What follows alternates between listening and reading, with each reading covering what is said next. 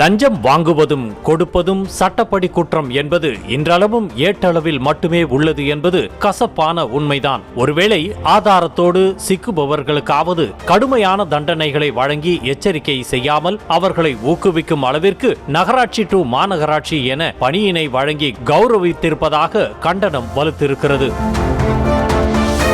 நீலகிரி மாவட்டம் ஊட்டி நகராட்சி ஆணையராக இருந்த ஜஹாங்கீர் லஞ்சம் தருபவர்களுக்கு விதிகளை மீறி தாராள மனசுடன் சலுகைகளை வழங்கியதாக அவ்வப்போது புகார்கள் எழுந்தன. இதனை உறுதிப்படுத்தும் வகையில் சுமார் 12 லட்சம் ரூபாய் பணத்துடன் ஜஹாங்கீர் லஞ்ச ஒழிப்புத்துறை அதிகாரிகளிடம் பிடிபட்டார். கடந்த 10ஆம் தேதி ஜஹாங்கீர் பாஷா சென்னை நோக்கி வாடகை காரில் சென்று கொண்டிருந்த போது லஞ்ச ஒழிப்பு போலீசார் பின்தொடர்ந்து சென்று அவரை நோட்டமிட்டனர். ஒவ்வொரு பகுதியிலும் காரில் இருந்து இறங்கி சிலரை சந்தித்து கவரை பெற்றுக் கொண்டிருந்த அவரை போலீசார் மடக்கி பிடித்தனர். அந்த காரை சோதனையிட்டதில் 11,70,000 ரூபாய் கண்டுபிடிக்கப்பட்டு பறிமுதல் செய்யப்பட்டது. அவரிடம் தொடர்ந்து விசாரித்ததில் அது லஞ்ச பணம் என்பதும் அதனை வாங்கிக் கொண்டு தனது சொந்த ஊருக்கு புறப்பட்டதும் தெரிய வந்தது. குறிப்பாக நகராட்சிக்கு உட்பட்ட 36 வார்டுகளில் குடியிருப்பு பயன்பாட்டில் இருந்து வணிக பயன்பாட்டுக்கு வரியை மாற்றி கொடுத்ததற்காக 2,49,000 ரூபாயும், பார்க்கிங் கான்ட்ராக்ட் வழங்கியதற்காக 2 லட்சம் ரூபாயும், பாரதியார் வணிக வளாகத்தில் துணிக்கடையை உணவு விடுதியாக மாற்றியதற்காக 2,50,000 ரூபாயும், தனியாருக்கு சொந்தமான கட்டடத்தின் வரியை குறைத்து நிர்ணயம் செய்ததற்காக 4,71,000 ரூபாயும் லஞ்சமாக பெற்றது விசாரணை உறுதியானது. இதனை ஜஹாங்கீர் பாஷாவின் கார் ஓட்டுநரும் ஒப்புக்கொண்டதாக தெரிகிறது.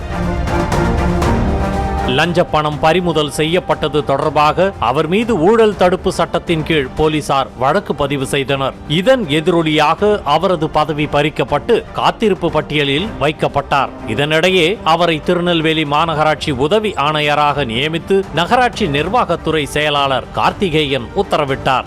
நகராட்சி ஆணையராக லஞ்சம் பெற்று சிக்கிய ஒருவரை அதைவிட அதிகாரமிக்க பதவியில் அமர்த்தலாமா என அரசியல் கட்சிகள் மட்டுமின்றி சமூக ஆர்வலர்களும் கேள்வி எழுப்பியுள்ளனர். இந்த மாதிரி லஞ்சம் வாங்குறவங்களை பிடிக்கும் போது அவங்க மேல சரியான ஆக்ஷன் இல்லாம அவங்களுக்கு திருப்பியும் வேலையில அமர்த்துறது ஒரு ரொம்ப தப்பான ஒரு செயல். விஜிலன்ஸ் இவரை பிடிச்சு இவர் மேல எஃப்ஐஆரும் போட்டாங்க.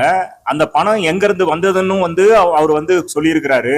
இதுல நிறைய பேரும் உள்ள இருக்கிறாங்கன்றதும் கண்டுபிடிச்சிருக்காங்க. இந்த மாதிரி எவிடன்ஸ் இருக்குது அப்படின்னும் போது அவர் எப்படி இந்த ஒரு சூழல்ல இருந்து தப்பிக்கிறார் அப்படின்ற இதுதான் ரொம்ப நம்மளுக்கு ஒரு சந்தேகத்தை உருவாக்குது.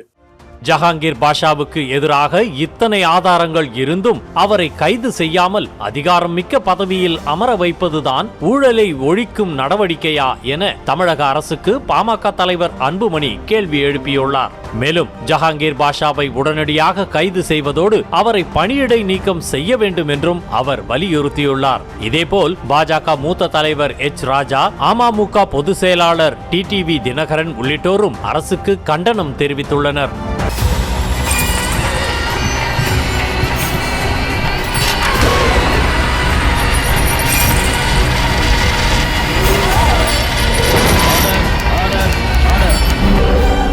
குற்றங்களின் மறுபரிமாணம் நிகழ்தகவு நமது நியூஸ் தமிழ் தொலைக்காட்சியில் விரைவில்.